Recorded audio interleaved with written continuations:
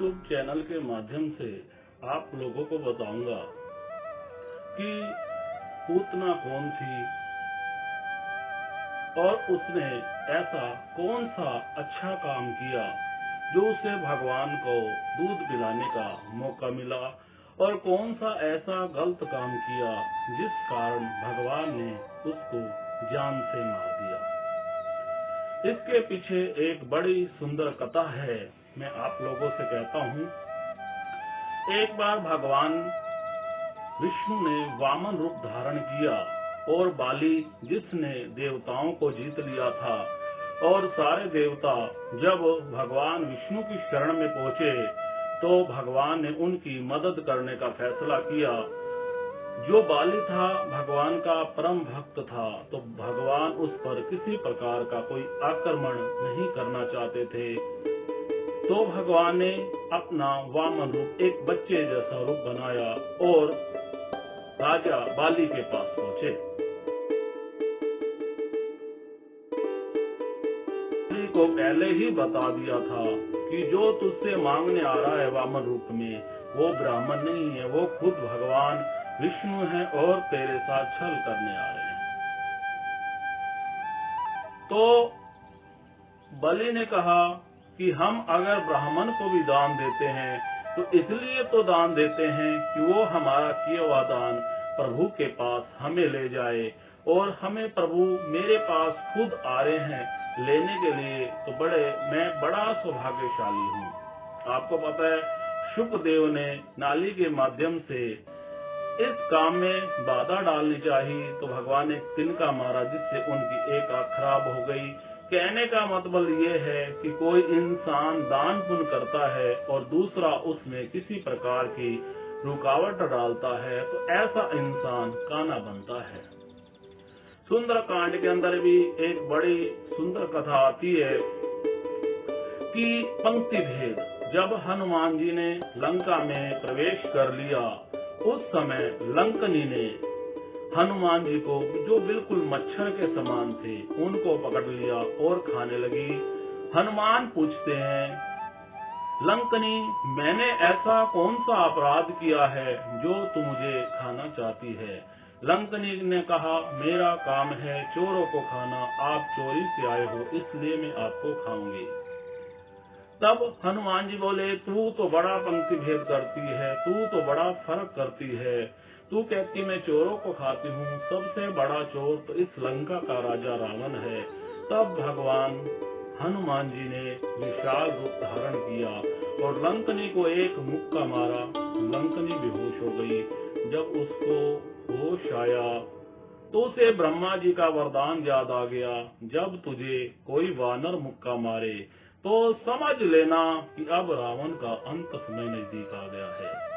यही पंक्ति भेद आप और हम भी करते हैं। जब हमारे यहाँ पूजा पाठ, हवन, यज्ञ, दान, पुण्य, भजन, कीर्तन होता है, तो हम क्या करते हैं, जो हमारे जानकार आते हैं उनको हम ज्यादा प्रसाद या किसी प्रकार से हम फर्क करते हैं, और जो अनजान होते हैं उनको हम थोड़ा देते हैं। तो ये पंक्ति भेद है जो भगवान को बिल्कुल भी स्वीकार्य नहीं है। इसी प्रकार कहने का मतलब, जो इंसान दान पुण्य कर रहा है, अच्छा काम कर रहा है, अगर हम उसके अंदर किसी भी कारण से रुकावट करते हैं तो हम भी पाप के भागीदार बनते हैं। एक बात और, आप और हम किसी को भी धर्म कर्म से जोड़ते हैं। मान लो आपने कथा सुनी, आगे उस कथा को आप किसी और को प्रोत्साहित करते हो सुनने के लिए, तो जो उस इंसान का पुण्य होगा उसका छठा हिस्सा आपको अपने आप ही मिल जाएगा। और इसी प्रकार बुरे काम भी होते हैं। मान लो हम किसी को बुरे काम के लिए प्रोत्साहित करते हैं और वो जो बुरा काम करता है तो उसमें भी हम पाप के भागीदार बनते हैं।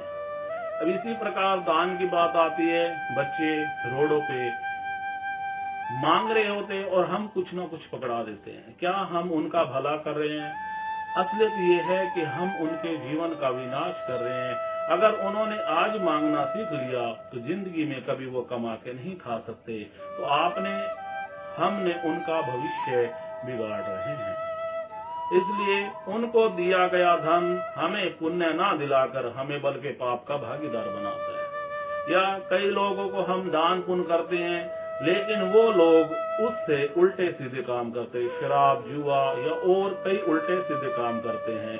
अगर हमारे दिए दान से उल्टे सीधे काम होते हैं तो उसमें हम भी उसके उसके छठे पाप के हिस्सेदार हम भी बनते हैं। इसलिए दान भी बड़ा सोच समझ कर ही देना चाहिए। अगर हमें पता नहीं हमने जिसको दिया है उसने क्या किया है, तो वहाँ पर हम फिर भी पाप के भागीदार नहीं बनते, क्योंकि वो अनजाना पाप है। जाने और अनजाने पाप में बड़ा फर्क होता है। कहते जो जानबूझकर पाप किया जाता है उसकी माफी नहीं होती, वो गुनाह है, और जो अनजाने में किया जाता है वो माफी हो जाती है। अब भगवान वामन रूप में जब बाली के पास पहुंचे और उनसे बोले कि मुझे आपसे कुछ मांगना है। बोले मांगो। कहने लगे आप मुझे सिर्फ पूजा पाठ करने के लिए 3 कदम भूमि का दान कर दो। राजा बलि ने सोचा मेरे गुरुदेव तो कह रहे थे कि भगवान आ रहे हैं, पर इसने तो सिर्फ 3 कदम भूमि मांगे। और राजा बलि को भी अभिमान आ गया और वो उससे कहने लगे हे ब्राह्मण, अगर मुझसे मांगना था तो कम से कम अपना नहीं तो मेरा ओधा तो देखा होता। मुझसे 3 गांव मांगते, 3 शहर मांगते, और जो चाहिए था वो मांगा तो क्या 3 कदम भूमि। तो वामन भगवान बोले उससे, कहने लगे हे भक्तराज, अगर मुझे संतुष्टि है तो 3 कदम भूमि में भी संतुष्टि है, नहीं तो तू मुझे अपना पूरा राज्य भी दे देगा तब भी मुझे संतुष्टि नहीं है। तब वामन भगवान बोले अच्छा, मैं तुम्हें वचन देता हूँ, 3 कदम भूमि का वचन देता हूँ। अब भगवान ने जब अभिमान देखा बाली का तो 2 कदम के अंदर ही तीनों लोगों को नाप दिया। अब बाली का अभिमान टूट गया। अब भगवान बोले कि बता अब तीसरा कदम कहाँ पे रखूं।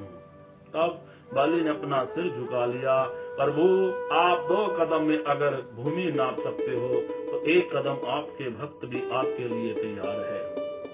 बात कर रहे थे हम पूतना की कथा की। पूतना ने ऐसा कौन सा काम किया था जिस वजह से उसे भगवान को दूध पिलाने का मौका मिला।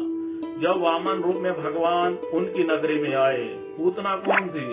पूतना राजा बलि की बेटी थी। जब वामन रूप में भगवान आए तब पूतना ने मन में सोचा कितना सुंदर बालक है, अगर ये मेरी गोदी में आ जाए तो मैं इसको अपना दूध पिलाऊंगी। और जब राजा बलि से 3 कदम भूमि मांगी और तीसरा पैर बलि के सर पर रखा तो मन में क्या सोचा, अगर ये बच्चा मेरी गोद में होता ना तो मैं इसकी गर्दन दबा देती, इसको जान से मार देती। तो भगवान ने उसके दोनों वचनों को पूर्ण किया। पहला वचन उसने कहा मेरी गोद में आए दूध पिलाऊं, तो भगवान कृष्ण पूतना की गोद में आए और उसका दूध पिया। दूसरा उसने कहा मैं जान से मार दूं, तो भगवान ने उसको जान से मार दिया। कहते जाकी रही भावना जैसी, ता तिन देखी मूरत वैसी। तो इसलिए आप और हम जिस श्रद्धा और भावना से प्रभु से प्रेम करते हैं, प्यार करते हैं, भक्ति करते हैं, हमें वैसा ही फल मिलता है।